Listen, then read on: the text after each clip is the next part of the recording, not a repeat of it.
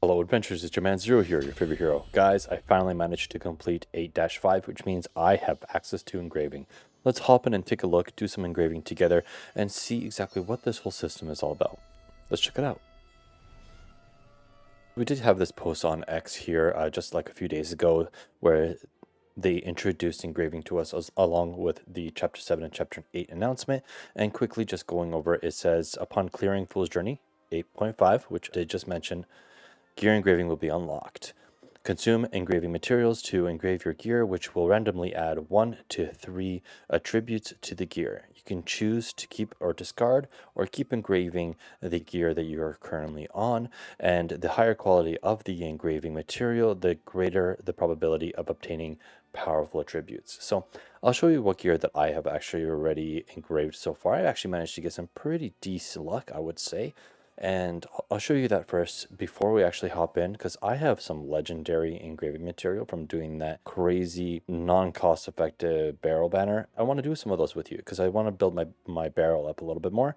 And I think that if I get 5 of those, then I can hopefully get some good rolls, and we'll do that on screen with you guys. So let's actually go to my character screen here, and you'll see here that I do have the 2 engravings on both pieces of gear. So we're going to go to these and I'll show you what I got. So here you can actually see what you have achieved. You can see I have 1 and a 2, meaning that once I have the both in tandem, when actively attacking unharmed enemies, increases my crit by 20%. So this seemed pretty solid as an option for Cole, because of course she's going to get into the back. She's going to be able to basically do the first hit on units, and having that additional crit is going to be super beneficial in order to basically take them out the first time you are attacking them. So I did think that was pretty good for that. You'll notice that the sword tribute here is P attack plus 44. So that one was okay, but let's go to my armor, and my armor here has a max of 4%.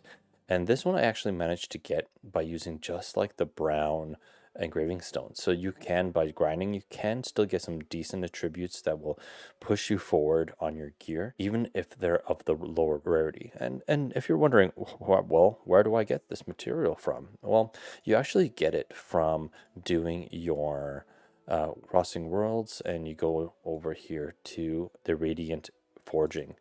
And here, the very last one, and there's a 50 as well. I think there's actually a 60, but if you click on it, you do see that there is engraving material, and it is quite random. I do have a decent amount of SAM here, so let's just do a sweep, and I'll show you exactly what I get from it. So here you can see I managed to get 1 piece, and this is going to be the cup type. So you can see there's a cup in there, very cool, and blue, and this is just like brown, so the lowest rarity that it possibly can. So we are going to utilize that because I'll show you how that looks once we're actually using it on a character. So let's go over now to barrel. There you are. And you can see that I have no engravings done on barrel quite yet, but I'm going to go in here. I'm going to go enhance, and you're going to go to this option right down here, gear engraving, and you're going to select the plus, and then here is actually where you select the different materials that you want to utilize. So you'll notice that I have here, I have the pentacle, I have the staff, and I have 1 of the cup. And now let's go to the resonance, so you can see kind of like how these all match up. This was also told to us on the X post, so you can always use that as a kind of like a guideline. When it comes to putting 2 swords on your unit, which is what I did with Cole, that's when you get the, when actively attacking an unharmed enemy, increased crit by 20%.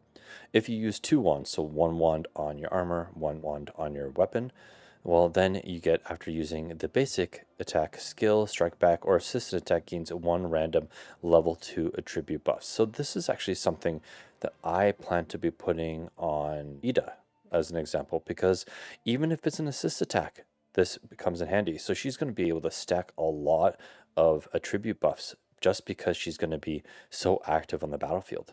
Next, we got 2 pentacles side by side. When injured, increases the damage by 5% and decreases the damage taken by 5%. When dying, so when you're really low, like the red, then increases the damage you do by an additional 10%, so 15% in total, and decreases the damage taken by an additional 10%. So again, 15% reduction. So next we got 2 of the cups. A cup increases healing efficiency by 10% and healing received by 10%. So this is actually what I put on my Samantha, and I also put this on my Anna because they are my predominant healers, especially with Anna's post-move heal ability. It does come in handy because then she's able to heal just a little bit more. And she's been able to heal my Gloria all the way to full just with one healing skill. So very, very useful.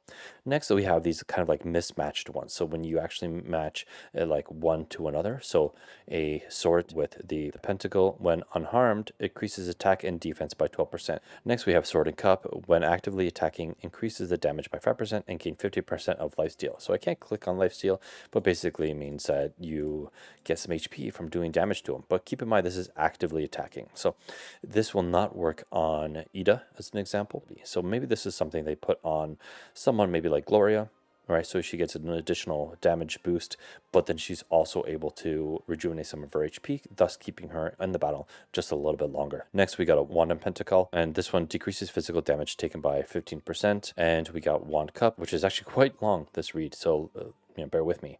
At the end of a turn where there's 50% chance to gain Engraving Resonance effect, so this is what the Engraving Resonance effect is. When using an active skill next time, refund the energy consumed and reset the cooldown. The skill effect has a cooldown of 4 turns. This does not trigger in real-time combat. The effect changes to increase HP, attack, and defense plus 5%. So this I actually might put on someone who has like a really long cooldown timer. So that way they can use that ability sooner because they'll be able to use like one after another. And then after that, they won't be able to use it anymore until 4 turns passes. But in that interim time, they get a 5% increase to all their stats. So that's pretty solid.